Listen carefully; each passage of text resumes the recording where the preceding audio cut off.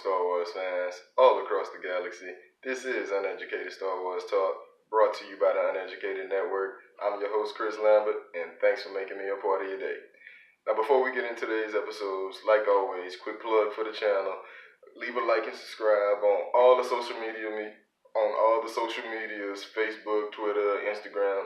Give us a like and subscribe on YouTube, and also share with your friends and family. On to the Star Wars news. We got a couple different tidbits of news, and I couldn't wait to talk about it, and that's why I'm here with y'all today. Last week we got that Awaken trailer, and it was a great trailer. It gave a quick look, a couple good different looks that we haven't seen before in any of the big trailers. And like I said, I think it was a TV spot. It came on TV, I believe. But we got to see Luke and the Falcon for the first time since I think it was episode 5, since we last seen him in the Falcon, and that was a great movie, great look.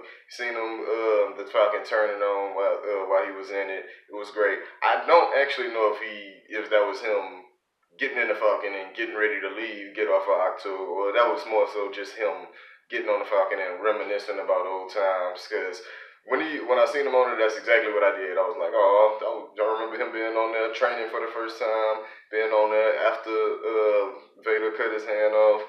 So, you know what I mean? I know all those different type of feelings get brought up to him in universe, of course, while he's on the Falcon for the first time in such a long time. So that was great to see. Just reminds you how long it's been since he's been on the Falcon. You know, his buddy Han is dead, and I can't wait to see him and Chewie's reaction. Maybe Chewie actually gets a hug this time from him. So maybe that was a great shot. Also, we got not a lot of Crate, but we got to see a little bit more of Crate, and we see John Boyega actually fighting on Crate. So I think Crate is going to be a bigger part of the movie than I initially thought. And I initially thought maybe it was gonna be the first opening battle of the movie, but since after reading Leia, Princess of Alderaan, knowing that Crate is a bigger part of the story, basically the bigger part of the rebellion was a bigger part of the rebellion. I actually think it's gonna be more along the lines of like the main battle of the movie, excuse me. And I can't wait to see that, because I love the big battles. Y'all know me, I'm the big action movie guy, so we can't wait to see that. But also, at the end of the trailer, we got to see Rey ignite her lightsaber in the rain, right after hearing Luke say, "This isn't gonna go the way you think." And a lot of people have jumped on. I'm not gonna call it my theory that Rey and Luke fight, but I felt like I put that together. Be it the last big trailer we got, not the first trailer, but the trailer we got during Monday Night Football. I think I kind of put that together, basically from Luke saying those same words and seeing him laying basically on the ground. I was wondering how that was going to go, but a lot of people have jumped on that theory that Rey and Luke have a little scuffle, and I feel like that's okay. We can add that, because everybody's reason is what I said in my last reason. I think it was in my last trailer, in the trailer actual review that I did after I watched it a couple more times. But not that I'm mad about people jumping on a review, jumping on a point that I've been said, but you know, it's kind of frustrating. You have one idea, then big name people say your idea and get it to the broad public so everybody see, and you saying to yourself like, "Hey man, I've been said that." But no shade over here. No, I'm not mad on anything. Let me know in the comments, do you think they actually fight, or do you think this is another misdirection by the trailers? Because we know they've had a couple of them. Let me know in the comments. Let me know what you think. Secondly, we got a couple different. We got Rey and Kylo, Adam Driver and Daisy Ridley talking to different sources about their characters and character plot points, and these was more interesting. I don't consider them spoilers, but I'll get into them right now for you. And if you want to consider them spoilers, if you don't really want to know nothing too much more about the characters, you can skip on ahead for maybe like 2 or 3 minutes and get back to my certain point of view review. It's not really a review, it's just a couple things that I really like, but you can skip on ahead to that.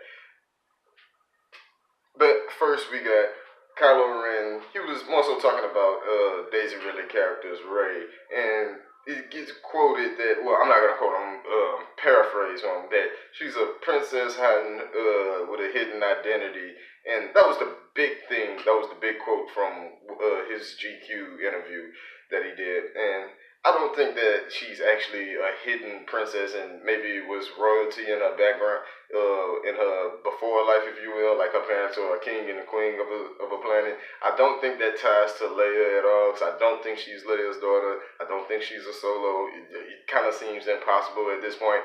Though The Force Awakens, it seems like maybe within the story, maybe they had it planned for her to be a Solo, but then they switched it sometimes within production, because a lot of the moments with Rey and Han Solo, it does seem like they was hinting at her being their child.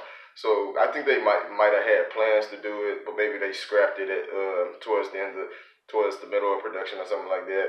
So I don't think it's her being them putting her close to Leia. I don't think that's Leia's her mom. If she is a princess, which I'll get into why I don't think she's actually a princess in a minute. But if she is actually a princess, I think it's from another planet. The Star Wars galaxy is a big galaxy. She can, her parents could be king and queen of any other planet. There could have been plenty of other planets that had royalty within them that did the monarch system and things. So I don't think she's actually Leia's kid.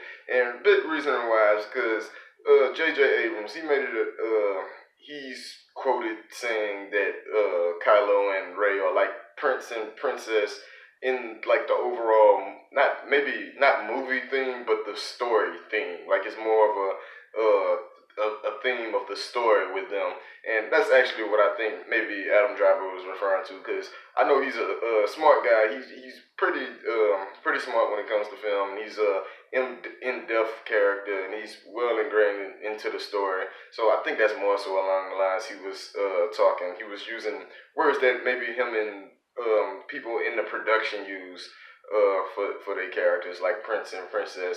And I know JJ doing the Force Awakens commentary, he actually called them that during that. So that's the biggest reason why I don't think she's maybe a princess. But if she is I don't think it's gonna be tied to Leia. I think it's just gonna be maybe a random king and queen of a random planet, and maybe it'll be a planet we've seen before, but it's not gonna be maybe people that we've known or thought of.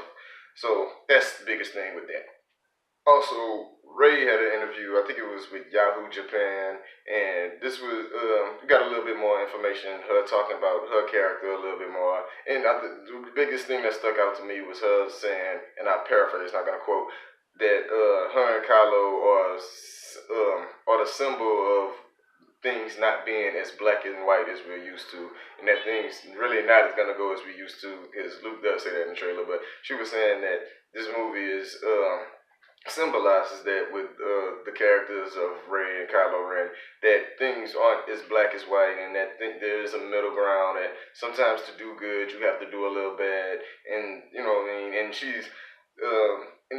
said something about basically Kylo Ren being bad, but we don't know if she makes the right choice. If maybe she thinks the bad is good, and it all goes down to that certain point of view that Obi-Wan likes to talk about. So that was interesting to me, because it was saying, she just basically was saying we don't know if she's gonna stay good. And I know I've been a fan of the Dark Ray thing, the Dark Ray theory for a long time, and I still really want that. I don't actually know if they're gonna do it. Well, nobody knows except them, but I'm not too confident in it. But I do want to see it, because I would like the story to go in a different direction like that.